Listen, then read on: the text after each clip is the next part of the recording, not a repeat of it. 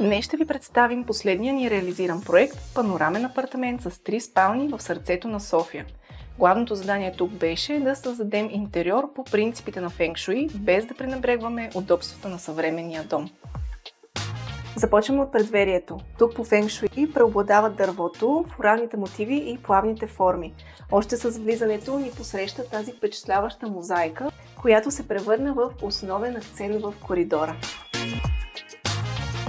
По стените заложихме тапети на омекско, които добавят текстура и усещане за уют. Влизаме в дневната. Тук заложихме на италиански мебели, които гарантират високо качество и безупречна визия. Съобразихме TV системата с съществуващата ниша, оползотворявайки всеки сантиметър от пространството. Едно от най-големите предизвикателства беше тази колона, която се намира точно по средата на помещението. Използвайки същите материали от кухнята, се отмяхме да я интегрираме към интериора. Използвахме и огледала, които оптично я карат да изчезне. Мивката е голяма, с възможност за поставяне на различни аксесуари, а смесителят има функция с различни струи. По фенг шуи в кухнята дървото отсъства. Затова пък ние заложихме на финиши с интересни текстури, като оребреното стъкло.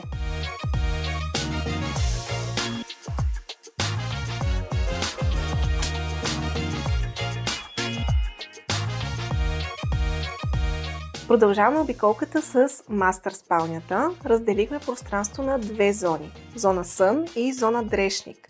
И тук заложихме изцяло на италианското качество, както дрешника, така и леглото са на италианския бранд Bianca. Любимата ни част от спалнята обаче е тапетът зад леглото. Освен с интересните си форми и текстура, той допринася и за качеството на обитаване с акустичните си свойства.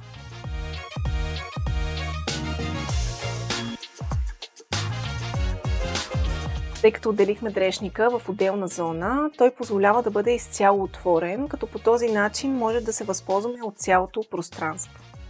Заданието за мастер банята беше тя да бъде светла с цветове като бяло, черно и дърво. В последствие обаче дървото отпадна, затова пък ние решихме да изберем този интересен мрамор с цветни жилки като акцент. Детските стаи са любима част от всеки наш проект. Зеленият цвят тук присъства и в двете детски стаи под формата на акцентен тапет.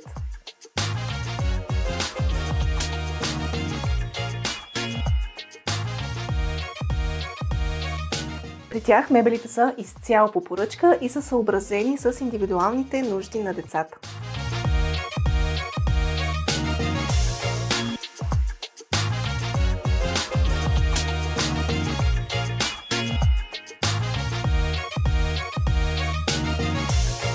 Сега сме в детската баня. Тя има малко по-природно усещане от другата.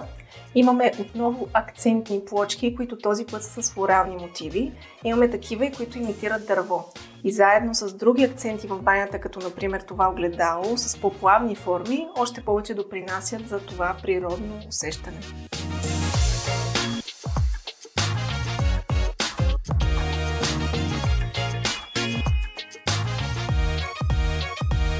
Ако искате и вашия дом да бъде изпълнен с стил и уют, ATG Design може да направи това възможно.